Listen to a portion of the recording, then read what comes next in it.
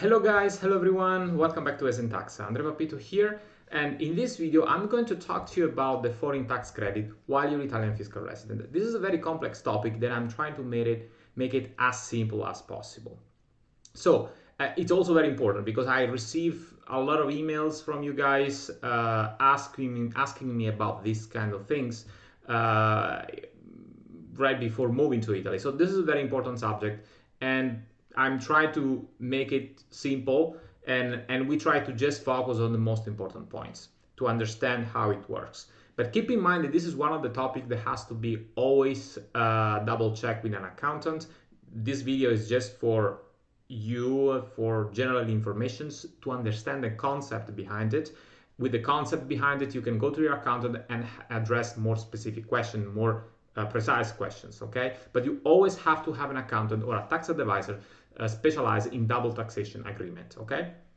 But let's see now in details what is the Italian foreign tax credit and how to avoid the double taxation as Italian fiscal resident. So when you become Italian fiscal resident, which means when you are subject to tax your entire worldwide income, okay? Okay, so let's start first to introduce what is this OECD model, which is basically the template that used by the majority of the countries in the world, also by Italy, to agree the method to avoid the double taxation. So Italy signed a lot of, with almost all countries in the world, this document, and in this document is explicitly written the instructions to avoid the double taxation. And the double taxation is when, for example, you have an income in your former country of residence and you left there, for example, a property under rent, you're receiving the rent from there, or you're receiving dividends or other kind of passive incomes, and those passive income of these other incomes are also taxed in Italy, because Italy also requires you to declare your worldwide income. So you have the tax on residence basis and the tax on territorial basis, because those are generated in the territory you were resident before. So these modules, this OECD model, basically allows you to understand how to deal with these situations. What is the OECD? Quickly, I'm going to tell you that this is just the international organization. Is basically composed by several countries in the world. They sit on the table. They decide several things at the international levels. One of those things is the convention to avoid the double taxation between each others. Okay, between each other countries. Here's the website, is oecd.org. I will put in the description below this video the link so you can have a look how this organization works. But basically is the organization that provides this template. Keep in mind that Italy uses this template. It's almost the same for all countries in the world, against all countries in the world, except for some exception. That's the reason why whenever you have an income from a specific country, you always have to check the specific convention that Italy signed with the country from which you're perceiving the income, okay? Now, very important. In this video, as I said, I oversimplified everything just to allow you to understand the concept behind. Those models, those templates, are composed by three main sections, three main instruments that you can use to first understand where you are fiscal residence, and this is where you have your fiscal residency. And this is sometimes happens when you are in doubt. Sometimes you're passing too much time in a country, but you have ties and relations to another country. So the conventions help you to stabilize where you actually have to pay your taxes. And when I say pay your taxes, where you are worldwide taxable. Okay, so the fiscal residency is equals, for the majority of the countries in the world, not always, but for majority of the cases, it equals to worldwide taxation, okay? Those conventions, they also describe the type of source of income. So they classify the type of source of incomes, so you can understand exactly what is the type of source of income, and based on that, there is a specific rule to avoid the double taxation. And we will see then afterward the employee type of income, the professional, real estate. This is when you put your property under rent. Dividends, for example, interest, capital gains, etc., etc.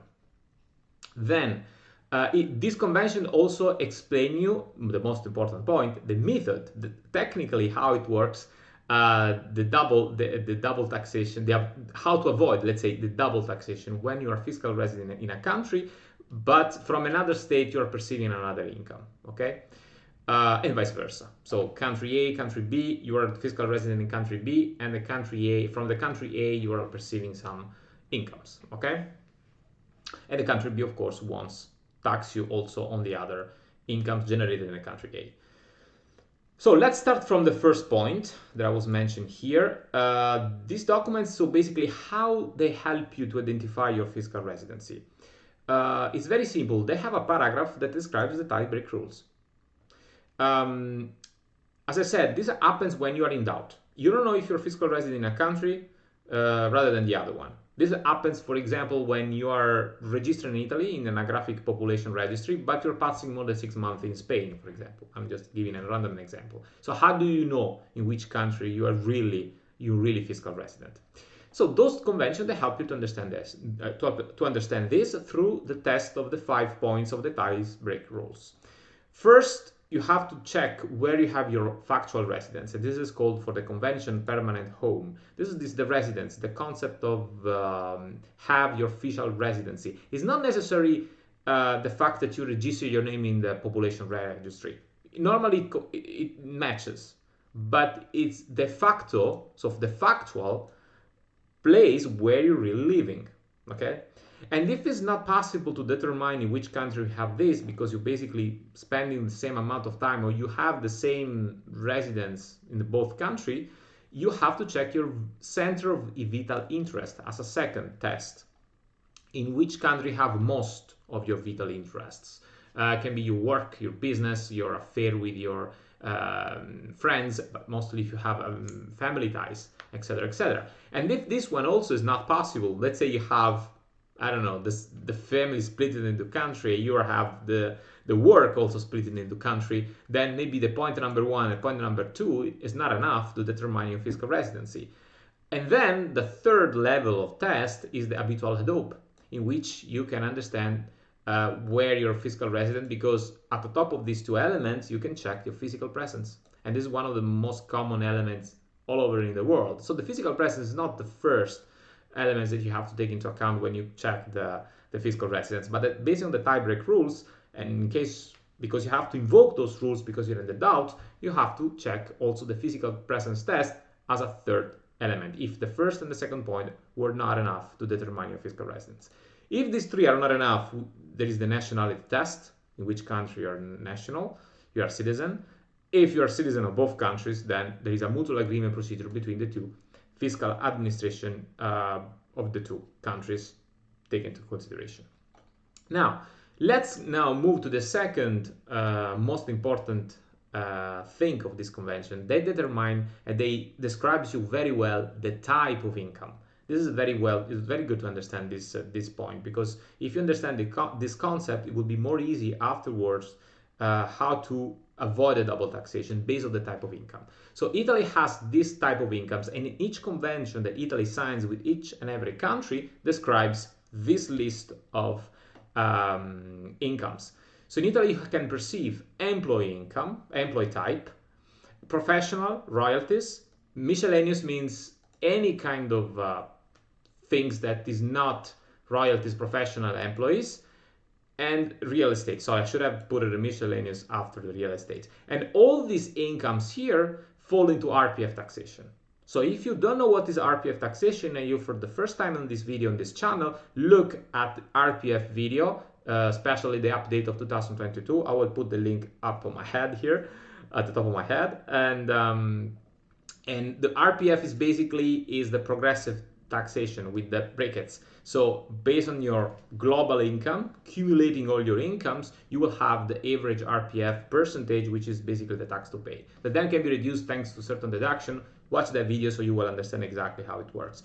But it's very important to classify the Italian incomes falling to RPF taxation and those who are not falling into RPF taxation, because this type of classification helps you to understand what kind of method you can use in the convention to avoid a double taxation.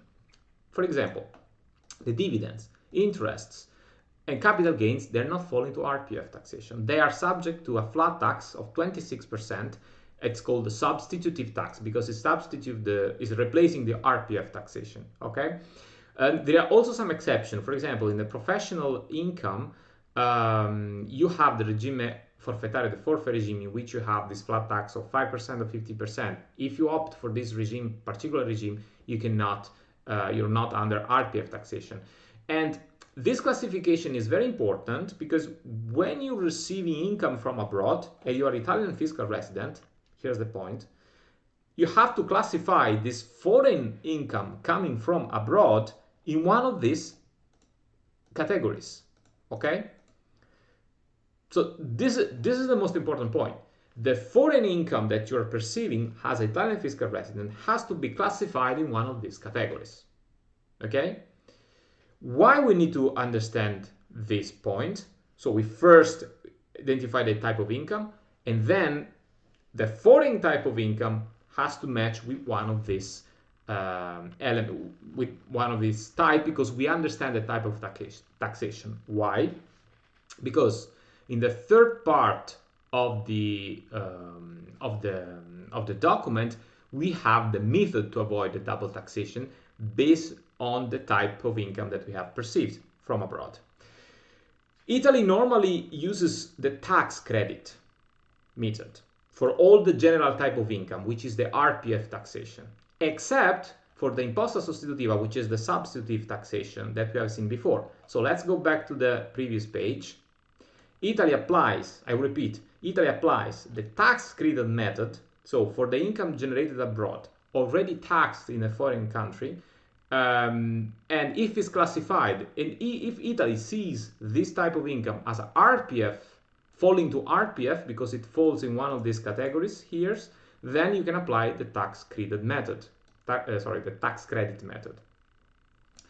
Otherwise, if your foreign income is classified as a dividend, interest, capital gains, you end up having the substitutive taxation, which is in Italian called Imposta sostitutiva. What is the tax credit? The tax credit, let's start from the tax credit, which is the easiest one.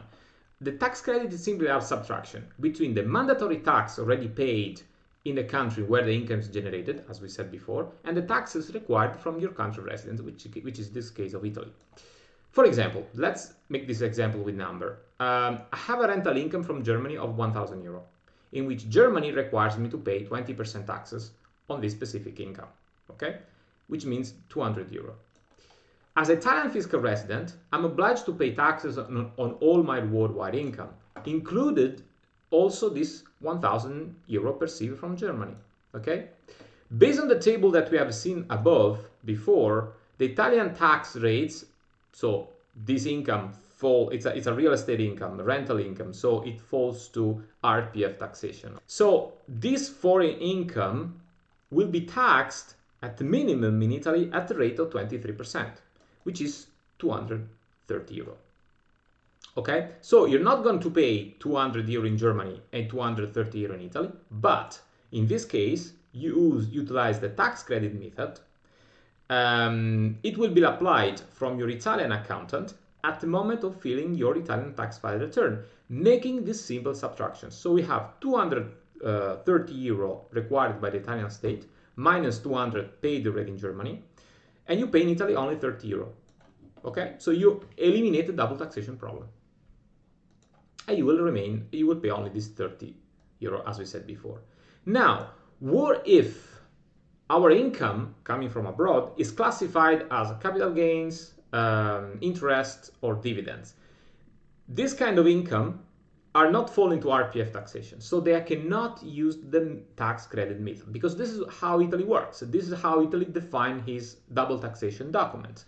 And we apply another method, not to avoid the double taxation, but just to mitigate the double taxation. So it's a less convenient, unfortunately, this kind of method, because you're going to pay taxes in both countries. It's not going to be the sum of both taxes, but it's going to just be mitigated. I'm going to show you how. So again, the classification of this income will be taxed as imposta sostitutiva, which is a substitute tax, called Netto frontiera, or withholding tax net method. So the method is not tax credit, but it's Netto frontiera, which is called in English, if we want to find most direct translation, it's withholding tax net method. As I said, it's just a mitigation to avoid the double taxation. But again, it's not to avoid. With this method, unfortunately, you don't avoid the double taxation. Let's make another example.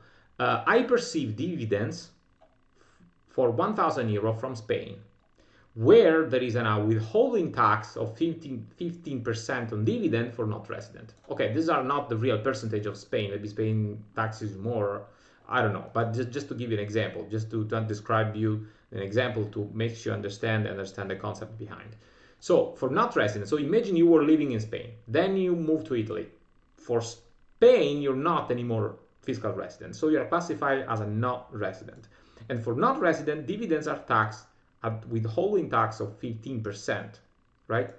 But then you're fiscal resident in Italy, and Italy applies for the same type of income. So that's the reason why I said it's important to identify the same type of income that Italy sees coming from abroad. Applies a flat tax of 26%, okay? And in this case, it's not possible to apply the subtraction as we've seen before. It's not possible to apply the tax credit method. But the 26% would be calculated on the result of what remains from the 50% Spanish withholding tax. What does it mean? It means that after having lost your 150 euro, because you remember 1,000 you received from the Spain asked you to pay 15% taxes on this 1,000 euro, so you paid to Spain 150 euro. Then what remains, so the net withholding tax, at the net of your withholding foreign tax, you're going to pay this 26% to Italy. And this 26% is calculated not on 1,000, but on 850 euro, which makes other 221 euro to pay to Italian state. So what remains in your pocket, it's only 629 euro, and the fiscal pressure of all of this sort of mitigation is 37.1%, which is still big. That's the reason why it's not so convenient receiving from abroad interest, capital gains, and dividends while an Italian fiscal resident. But instead, it's more convenient to receive type of income falling to RPF taxation, because thanks to this, you can tax credit and you avoid totally the double taxation. Now, I just prepared for you a table to summarize a little bit everything together in a simple manner. So again, if you're an employee, fiscal resident in Italy, and you have receiving from abroad this type of income, it falls into RPF taxation, then you utilize the tax credit method. Yes, and you don't use the withholding tax net method, which is the mitigation. Same for professionals, income, so which is basically self-employed income and freelance income. Also here, there is not withholding tax method. There is only an exception if you apply for the forfeit regime, the ERPF mechanism, taxation tax credit, and withholding tax net is not gonna work. So be careful about these things. Huh? Then we have the royalties. Also, the royalties in Italy fall into RPF. So if you're receiving from abroad royalties, you declare them in Italy. They fall into RPF taxation, and you can subtract what the other countries withhold against your royalties. Same for miscellaneous. Here, different type of income that cannot be classified as professional, as an employee, as a real estate one, as a royalties. So something that is not set into an ordinary classification type. And the real estate also, where the real estate income from abroad is going to the RPF taxation. Keep in mind that you know that when you put your home under rent in Italy, you can opt for the titolare secca, 21%, 10%. But unfortunately, the titolare secca is not possible to be for the income coming from abroad. Even though you put under rent your foreign home, you cannot apply the titolare secca on your foreign house. And then here the dividends, they are taxed on 26% with this imposta sostitutiva, known in Italian, and in English is the substitutive tax. So there is no tax credit, there is just a mitigation. And the same works for interest and the capital gains type of income.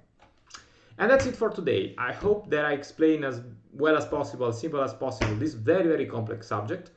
If you have any doubt, any questions about this double taxation agreement that Italy signs with all the countries of the world, please write at ESENtaxa@gmail.com, and we are happy to help you and to find you a professional that can basically clarify certain blurry situations in the case of tie-break rules application, in the case of double taxation doubts, any kind of subject related to this double taxation and conventions that Italy signs with your former country or with any other country from which you are perceiving incomes or you possess some assets.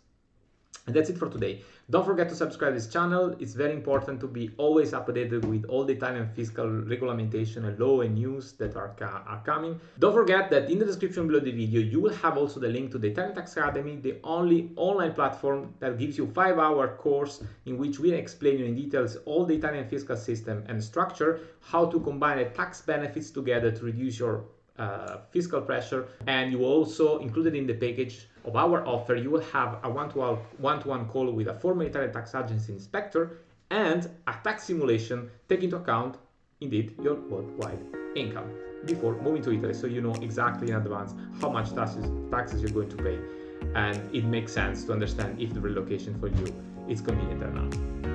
And that's it for today. Thank you again. See you in the next time.